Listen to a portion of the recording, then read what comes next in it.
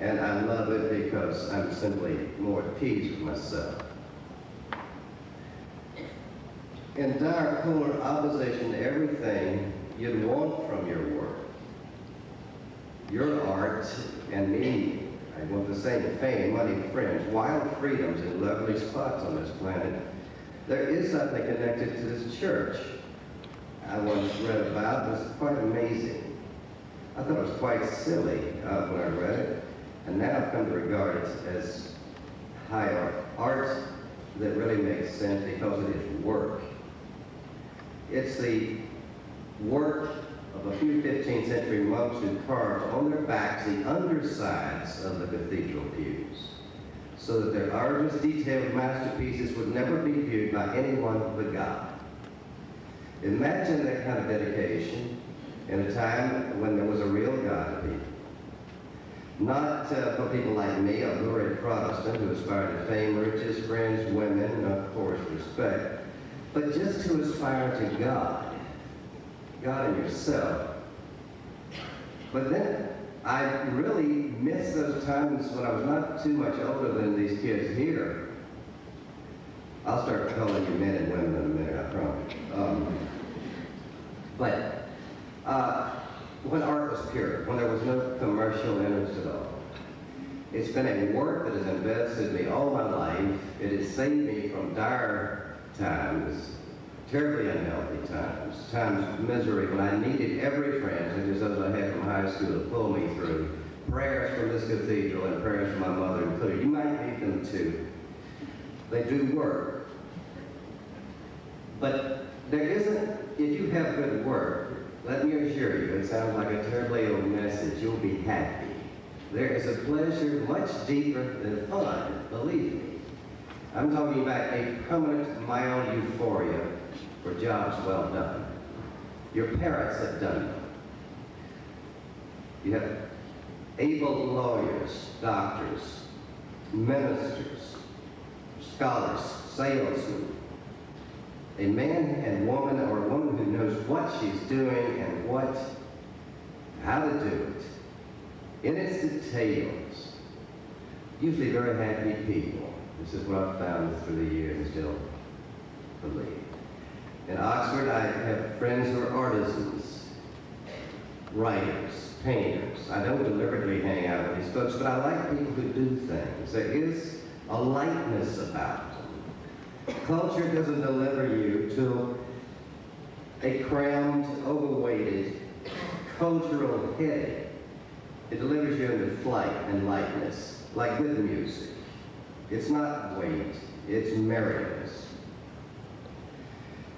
Let me tell you one poem that reminds me of my best students, Ole Miss, Montana, Iowa, and some of the kids talking tonight at dinner by Charles Bukowski. It's called Rain. Rain, a symphony orchestra, there's a thunderstorm. They're playing Wagner overture, and the people leave their seats under the trees and run inside the pavilion. The women giggling, the men pretending calm, wet cigarettes being thrown away. Wagner plays on, and then they're all on the pavilion.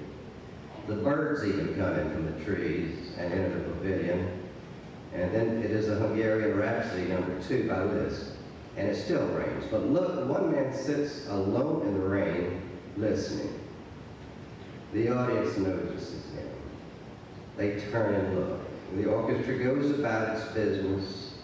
The man sits in the night in the rain, listening. There's something very wrong with them, isn't there? He came to hear the music.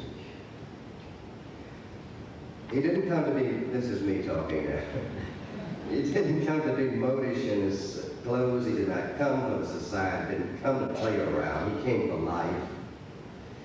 Maybe it's real in earnest, as Friend Longfellow said, the grave is not his goal. Maybe it isn't, or only some of it's real. He hears something beyond good and evil, this music. Sweep of tuned winds. He wonders, was it there before and now discovered, or was it invented for music in one mind, armed with several instruments? Man and woman sitting there could be a Mississippian, He's naive, he's not jaded. At heart, he isn't that social. He has wonderful friends, but he doesn't have time to waste, even when he's having fun. There's a pleasure deeper than fun. Fun is to forget things, but there's the other. Creation, song, gesture, something that asks and asks. The pleasure of life, as I've seen in those who really live, is simply great curiosity and good work. Let's look at ourselves when we talk about what we have done. You hear this talk of students from my class, somebody like in the back row, like Beavis and Butthead. And I like that about these people too, don't worry. I mean, it's, to me, they're Homer Simpson with a degree or something. And, but they're fun to have. They talk about, we have gone to the moon. No, you haven't. And neither have I. In fact, we brag about where we are. The fact is that we're really just kind of kinder and gentler cavemen, personally, who are giant consumers of those who've been good at things, so that we're availed of a lot less misery by the work and genius of others. There was some old professor where I taught early on in Clemson, who was a racist, and he was going on about how these terrible history of these people around Lake Tanganyika for 500 years, and this huge lake was around, they didn't even build a boat. Now this was said by a guy who knew so little about this giant Cadillac he drove around that he never turned it off. He was afraid it wouldn't start again. He also gave everybody an A, especially those who never attended, because he had no other choice, he said. Strange grading system that man had.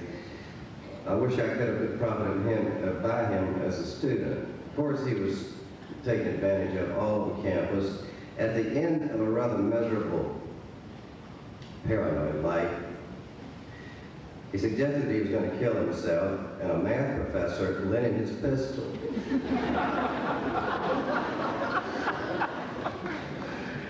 He was successful at that. It's a rather dire story, but you do hear people crying about what we have done, what we are, how literate, how far out in space. No, you just got, some Reeboks on your computer, and you really haven't gone too far. The poets keep telling us that. Nothing has really changed as far as the avant-garde. There's no true avant-garde in existence. The same problems maintained day after day. The Siegfried soon said, after the First World War, that horror, maybe all the poets can do nowadays is warn us. So Bukowski does give us some cheerier things to say as I end this piece. Calls this the happy life of the tired. The place to find the center is at the edge. That pounding in the sky is just the water pipe vibrating. Because you find the center at the edge.